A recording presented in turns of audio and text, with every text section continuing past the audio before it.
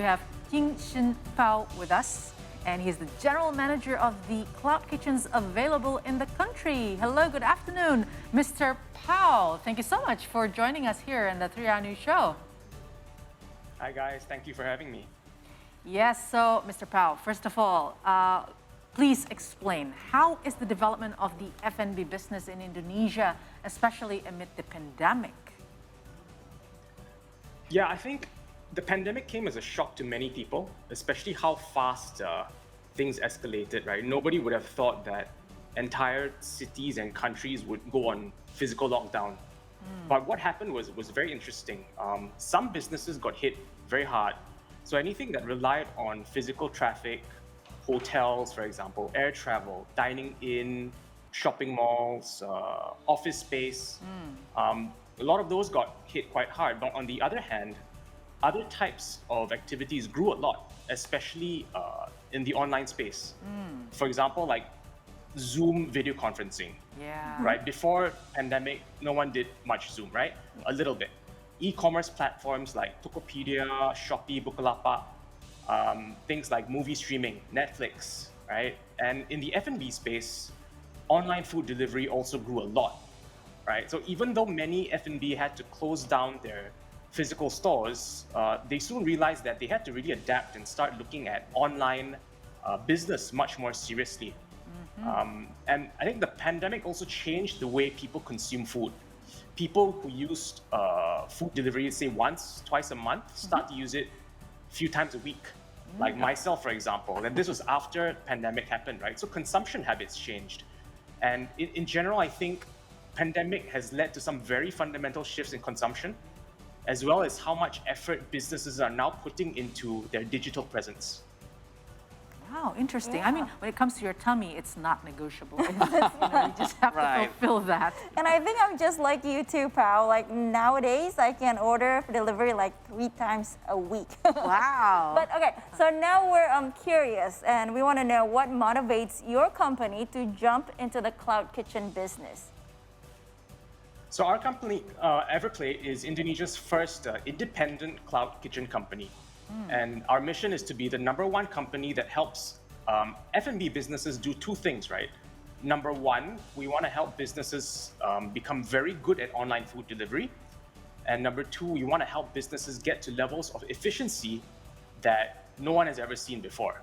And we started in 2020, and since then we've grown, despite the pandemic, to 8 locations now. Wow, 8 locations all around Indonesia. Maybe you can mention where's the location of the 8th location? Sure. It's mainly around Jakarta now. So all key areas, north, south, central, and west. We're not yet in the east, but we're looking at that. Right. So before I jump to the next question, I would like to ask you to give by your own words. So actually, what is cloud kitchen actually? Yeah. We heard it was... Interesting question. Yeah. Well, I think, when people hear the term cloud kitchens, people always assume it's about the physical kitchen. But the answer is cloud kitchens is not just about physical kitchens. Cloud kitchens is a new way to look at both space as well as operations, but with 2 big differences. Number 1, the focus is on online food delivery, right? Yeah. And number 2, there's a very strong focus on efficiency, right? So when you talk about cloud kitchens efficiency, there's a lot of things that people are starting to do already in our cloud kitchens that's saving a lot of costs, right? First one is space efficiency. So if you talk about, let's say 10 years ago, you start a restaurant, you start any kind of F&B business, you probably need to take 100 square meters of space, 200 square meters maybe, start a restaurant, right? And then in the restaurant, you need to have a kitchen, and then maybe half the space or 70% of the space you have dining in, right? Tables and chairs. And you might also hire maybe 10 staff, 15 staff, right? And all your business would be people eating at your restaurant. Yeah. That was maybe, let's say, 10 years ago. But today, you can get a cloud kitchen space as small as 7 square meters or 8 square meters.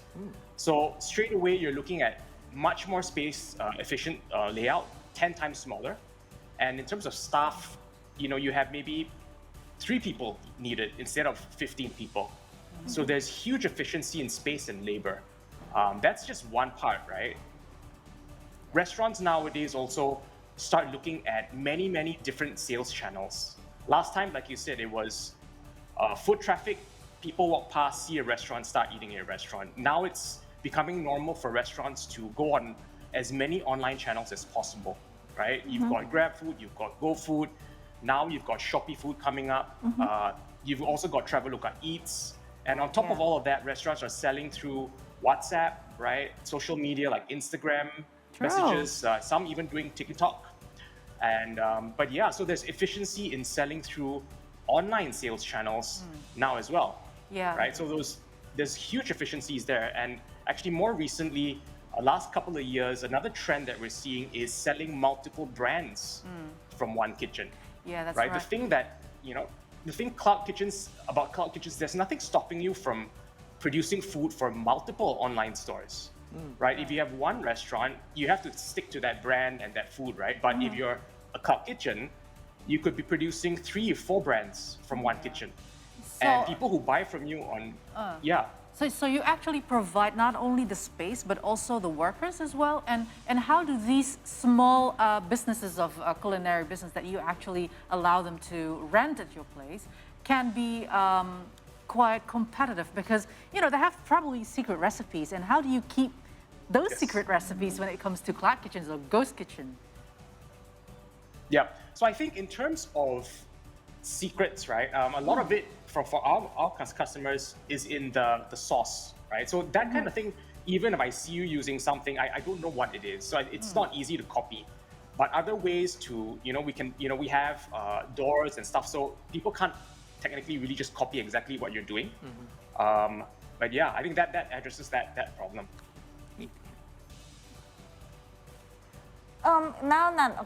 Okay, I'm still trying to Digest.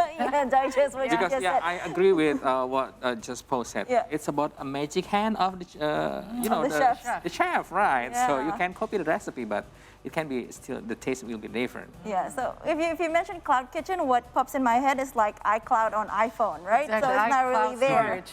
But anyways, how could a cloud kitchen survive amid the intense competition out there? What do you think? Yeah, I think, the thing about cloud kitchens is it makes it a lot easier for people to start businesses, especially small businesses in Indonesia, right? They don't have the capital to take up a big space. So straight away, the barriers to entry are much less. But if things become easier, it also means it becomes easier for everyone, right? So like you said, competition is going to be high, right? But generally, we always believe in 3 main things that F&B businesses really need to think about to do well.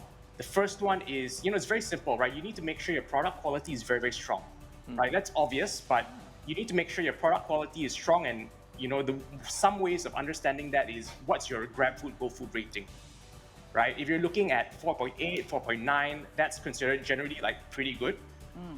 That's number 1. Product quality needs to be good. Number 2 is understand your competition, right? Because like I said, there's many competition that's coming up now. And competition just means that your customers also have many options. So you really need to understand the landscape, who's selling similar food to you, where are they located, and you need to be able to stand out, right? And I think the third and really important thing is making sure that customers keep coming back, right? Because it's repeat customers, they are the ones that drive the majority of your sales growth. Spread of the mouth, and words from... exactly. So how do you also provide the branding for them, for the restaurants? Right now, we don't, but we are coming up with an interesting product, probably over the next few months, where restaurants will be able to choose from a portfolio of brands that we have and be able to start selling them. So they don't have to actually develop everything themselves. And then they can kind of try it out and see hey, maybe selling pizza is a good idea. And then eventually they may do their own brand. Right. Paul, so those are some of the things, Yeah, go on. So those are some of the things that can only happen in a cloud kitchen, right? Because of the the way the facility is done. So we provide support in many, many different ways. Yeah. Right. So Paul, then my next question. Let's do a small simulation. So we have our own Alia who is a very good baker, and she loves doing baking. And let's say she wants to jump into the cloud kitchen and using your platform. So what is step by step that Alia should do? Sure, I think just get in touch with us. We'll have one of our salespeople kind of like introduce you to all our services. And like I mentioned, I think space is only one part of the problem you need to think about, right? And most people think cloud kitchens is just about space, but it's actually not just about space. Space is maybe 30% of the value that we provide, right? But let's say space, so you don't have to worry about location anymore because we have already done all the homework to understand like where's the volume, you know, where's the population density, you know, what's the average order value in that area, all that kind of data, we have it, right? So you don't have to spend time looking too hard. And then when you sign up, you don't have to worry about dealing with the landlord, right? Negotiating. Sometimes they ask you for like 5 years rental contract. For us, it's all monthly, and you can just sign up and you move in tomorrow, start cooking. So that's the space part, right? But I think, like I mentioned, there's a lot of stuff with online food delivery that many restaurants don't realize they need to do. For example, let's say you want to get onboarded into Grab Food or Go Food. It's not a one-click thing, right? Like, you know, you press a button, you get the OTP, and it's done. You need to submit documents, you need to upload your photos, and sometimes it takes. You've tried, Alia? I tried, yes. I actually tried it, but not with my brownies business or baking business, with my other business. Wow. I mean, it's the restaurant business. But you know, if I got to know you earlier, pal, then I definitely, you know, tried your cloud kitchen so that it could probably, you know, grow bigger before, to reach more people. So what we want to know is that this certainly is a big help for the small businesses, especially that they don't need to spend that much of capital. How big is your reach, and how does it impact the small businesses that you see so far? Sure. So right now we're still focused on Jakarta. We wanted to really get things going here. We've got 8 locations, but you know, I think pandemic kind of slowed things down a little bit. But we're already looking at locations outside Jakarta and possibly to other like major cities as well. Cool. All right, Pao. So how do you see the future of the F&B businesses in Indonesia in the coming years? We definitely like to eat. I think people will For still eat.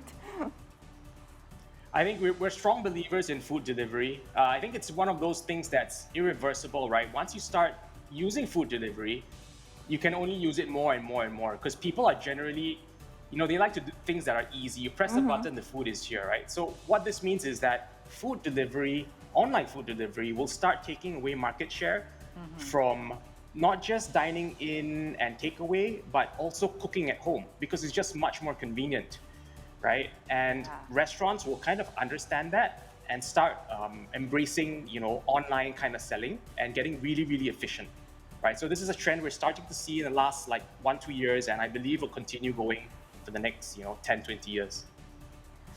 All right, Pao, before you go, you know, at Sea Today, we love playing games and gimmicks and everything. So let's play a quick game, and it's called This or That. I'll name you a couple of items, and we'll see which one you prefer. You ready, Pao? Yay! Ready? All right, let's do this. So first one, coffee or boba? Coffee. Agree! Cash payment or cashless? Oh, definitely cashless. Cashless. Last one, dine in or takeaway?